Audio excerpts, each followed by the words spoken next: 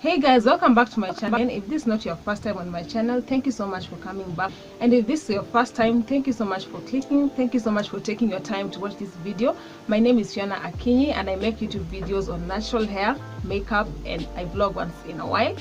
So if you are into makeup, I have a whole playlist on makeup, and if you are also into natural hair, I have a whole playlist on natural hair videos. So on today's video, I want to share with you essential tools for natural hair. So if you're all about that business, then keep on watching.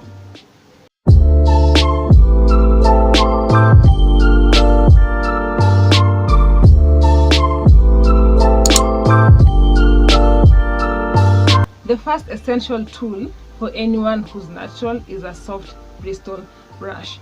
Now I love this brush first of all because the bristles are soft, like I said, and it comes really handy when you want to tame your edges, or you want to do an updo hairstyle.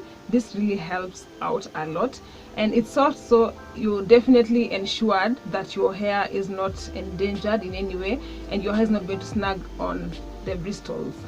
Yeah, so I got this brush for 200 shillings at House of Leather in Westlands. The second essential tool is a wide tooth comb. Now I got this comb for less than 100 shillings, and with all honesty, it's been so long before I use it, but I feel like if you're natural and you feel like your hair, because I think it depends on your hair curls. My hair curls are really tight, so I feel like this would go hand in hand with anyone whose curls are kind of loose. So maybe people who are maybe kind of 4A or 3C, this comes in handy. But there's some people who also use a wide tooth comb to detangle their hair, even if they have 4C hair. So I mean, what really works for you is fine. So I feel like this is really handy if you want to detangle your hair. Yeah. Now the next thing is an afro comb. So this really comes in handy also if you want to pick your hair. If you have something like a flat twist out or a braid out or something and you need to lift your roots, this comes in handy. And you can also use this to part your hair if you want to do some kind of hairstyle that you need to part your hair. So this also comes in handy. And I also think that there's some people who use this to detangle their hair. So if you feel this works for you, this is also really essential. And I've had this comb for so long, like hata sikumbuki ilinunuliwa wapi. You see, it's so old that this aka thing here, this whatever is broken, so but it still works. So I love it and it works really well for me. The next thing that is really handy for anyone with natural hair, or even relaxed, I guess, but natural hair in this case, are pins, hair pins.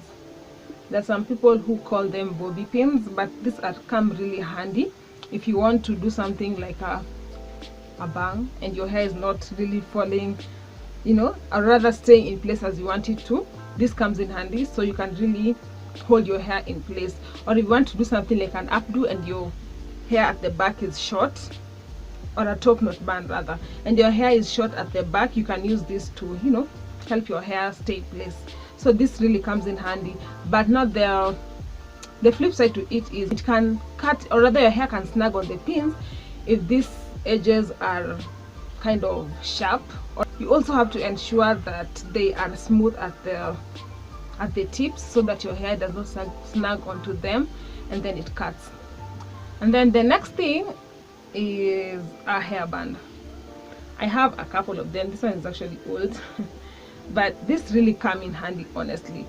You can be washing your hair and you need to hold your hair in place. This comes in handy when you want to hold your hair up in a bun or something. So this really comes in handy. But then I've also noticed that there are some hair bands that come with some metal thingy on them.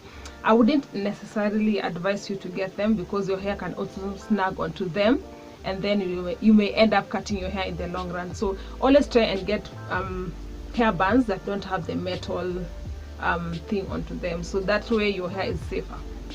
Another thing is a string. You're starting your natural hair journey, chances are your hair is short, but then as it grows you may want to do something like a hair puff, so this comes in handy.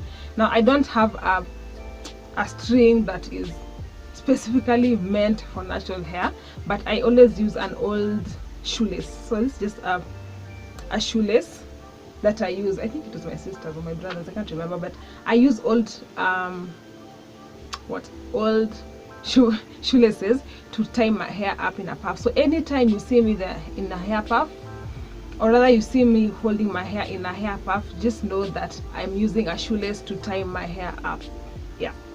So another thing that I feel like is really essential for anyone with natural hair, especially if your hair is shorter or you just started your natural hair journey, is a hair clip or a bunch of hair clips. Now hair clips come in handy when you want to wash your hair in different sections, or rather you parted your hair into different sections and you want to wash your hair. So that helps your hair to, you know, stay in place and not shrink up. It's just the same way someone else would twist their hair. So if your hair is shorter and you can't twist them up, use a hair clip to hold your hair into different sections, so that way your wash day routine would be easy. So I'll insert a picture right here. Yeah, so that's what I really mean. So get hair plastic hair clips to be precise, and also ensure that their edges are not sharp, so that your hair does not snag onto them and they end up breaking it at the end of it all.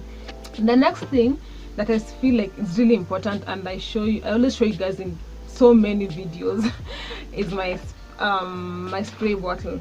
Now this comes in handy when you want to moisturize your hair, and the reason why I love this spray bottle to be precise is this thing called a nozzle, I think.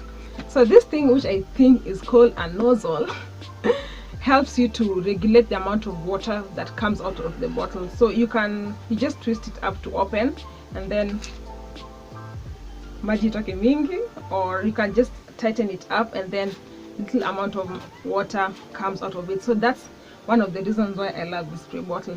And it also helps me when I want to moisturize my hair in between the week and I don't want to like get my hair really damp, or I want to do something like a braid out or twist out and I want my hair to be a little bit damp.